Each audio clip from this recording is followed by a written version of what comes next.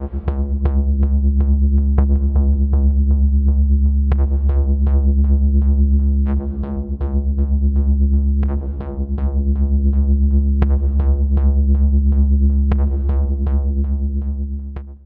folks, I'm Spencer, and on today's episode of Cult Mania we're looking at 2020's American version of The Grudge to see if it really is one of the worst films to come out this year.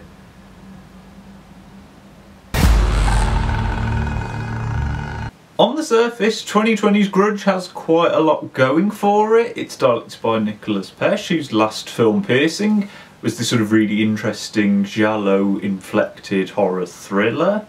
It's got Sam Raimi attached as a producer. It's got a pretty decent cast with people like Andrew Riseborough, John Cho and Lynn Shay. So I think when this was first announced, people were quite excited for it, and then the reviews came in and no one was excited anymore. I don't know, perhaps we should have taken a bit more from Takashi Shimizu, who was the sort of creator of Ju-On, didn't have anything to do with this when he had so much to do with the other American Grudge films, so yeah.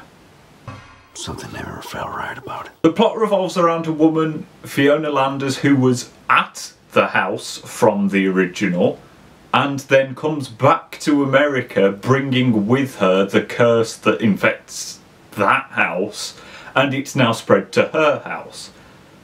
And it's basically from there on. This is kind of a spoiler, but if you know anything about The Grudge, then you know exactly what I'm about to say. It's that now anyone that goes in the Landers house is gonna die because ghosts. I mean, this is how all Grudge films work. This time the people that we've got going into the house are obviously the Landers family themselves. We've got an older couple, one of which is sort of having end-of-life care. We've got the realtor who's trying to sell it after them and his pregnant wife. We've got a police investigation. Then we've got a police investigation from earlier. Now, all of the acting in this film is fine. John Cho does a very, very good job of being the realtor. He's very friendly. You kind of like him probably the most out of anyone.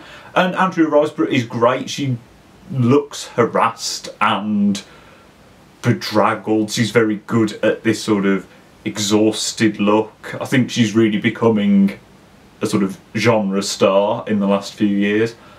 But of course, this being a Grudge film, it runs into one major issue of, you know, they're all going to die.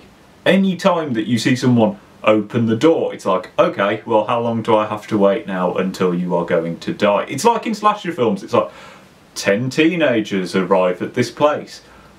Okay, well, I know that maximum one of these is surviving, and it's just, the film doesn't really do enough to make you like these people. Looks like we got another one. This brings us on to the second problem, which is that every character is just so depressing to be around, because every single person is having some horrible traumatic event go on in their life. Either, you know, someone they're related to is dead, or is dying, or something else that's horrible is happening.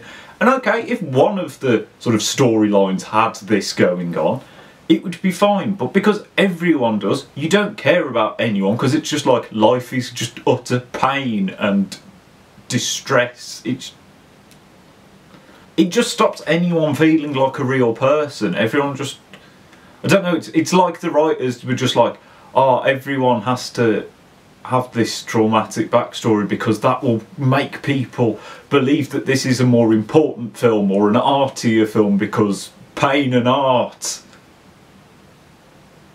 I just think this does the film absolutely no favours, because the film is just so downbeat and depressing to watch. I didn't want to be in the film's company. You know, this year has been crummy enough without spending 90 minutes being made to feel terrible. And I think it stops any potential of this film living on, because you can't just put it on at a Halloween party, have a couple of beers and sort of go, when something jumps out at you, because everyone would just be crying in the corner if you did that, because it's just so dreary. Now, there are great films that are really downbeat, that are, you know, difficult to watch, or that make you just think life is futile, and you can enjoy them in a sort of cathartic manner. But that's because those films are engrossing. The Grudge 2020 isn't, because it's an absolute convoluted mess. Anyone that knows anything about The Grudge, apart from you go in the house, you die, will probably also know that the stories are often these sort of intertwined or even very separate stories of just the people that went to the house. You know, if you think of Ju-on the Grudge, the 2002 film, you have just these title cards that give you characters, and then you spend some time with those characters and then they die. 2020's Grudge tries to do a sort of similar thing of having all these stories of people going to the house, but it decides to tell them all at once. And when I say all at once, it's just such a sort of confusing mess. Like, I think the idea was to have Andrea Riseborough plays a police investigator. She is investigating the deaths that have happened in the house. Now, that sets up the idea that she will look into the one family and we will see their story and that they died, and then we will move on to the next. No, it decides to tell all the stories at the same time in this really confusing, just sort of meandering style. I mean, there are times that you don't see one of the characters for ages.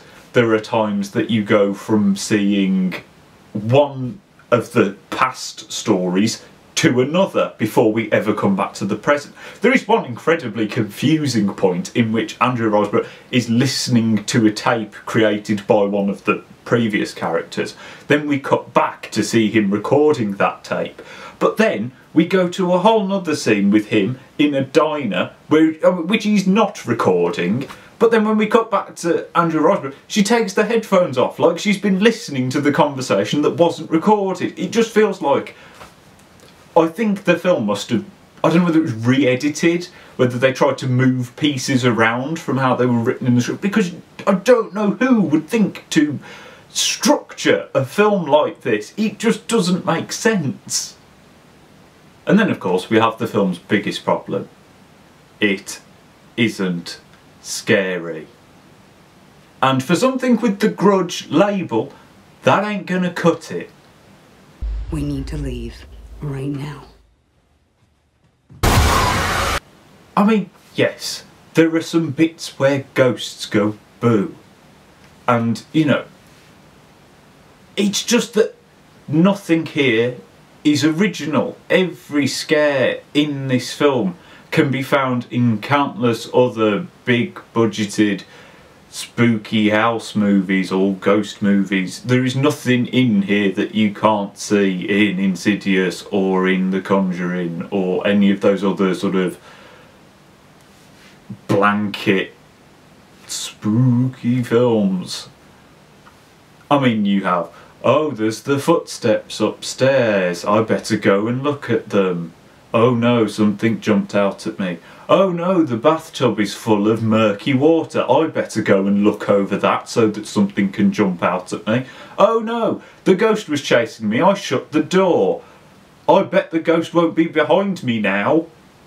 It's just everything it sets up, you know exactly how the scare is going to go. And some films use that to misdirect you. No, if you guessed how the scare was going to go, that's how it's going to go. And I just think there is no tension, because every scare is a jump scare. There is nothing, there is no build-up that leads to anything other than bleh.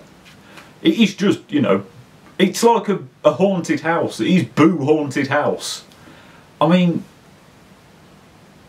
you think of the original Ju-on, and sometimes it's more unsettling just because nothing particularly startling has happened in a while. So you're just building up this sense of dread, waiting for something horrible to happen.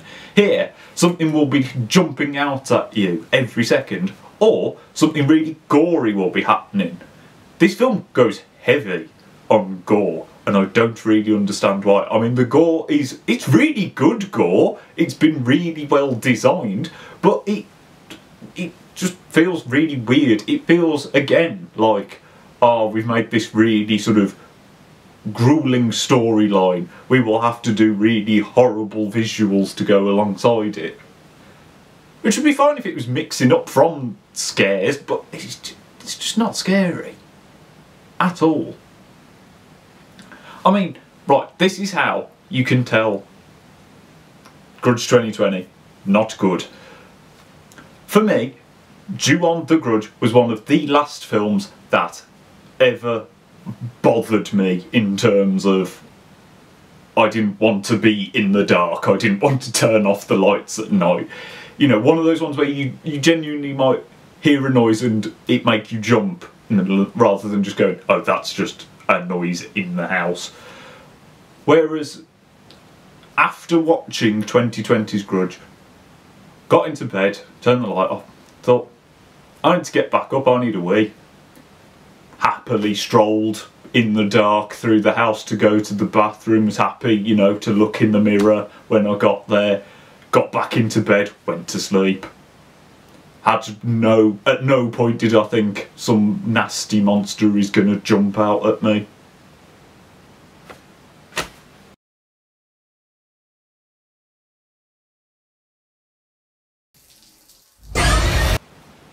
Okay, I've been very mean so far. Let's try and do some nice things, I guess. The Kayako sort of... That was a horrible impression.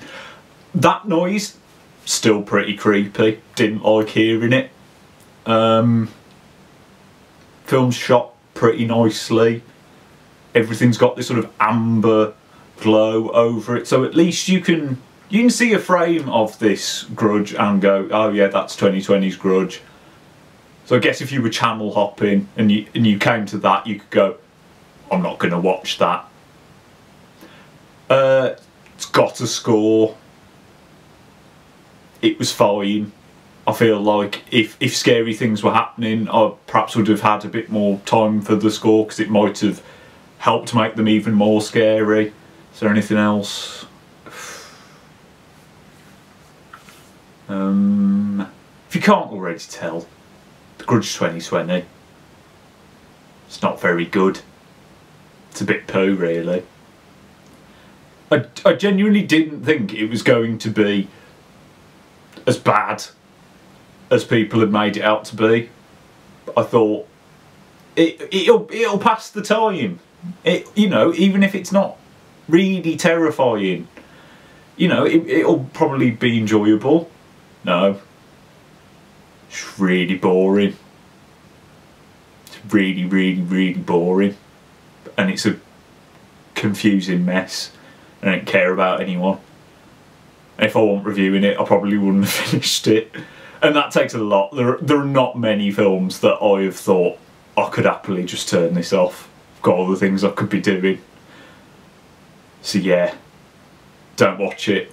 If you really need some Grudge in your life and you need it to have been released in the year 2020, go and watch the Netflix series Ju-on Origins, because that's really depressing and it's really confusing, but it's actually scary.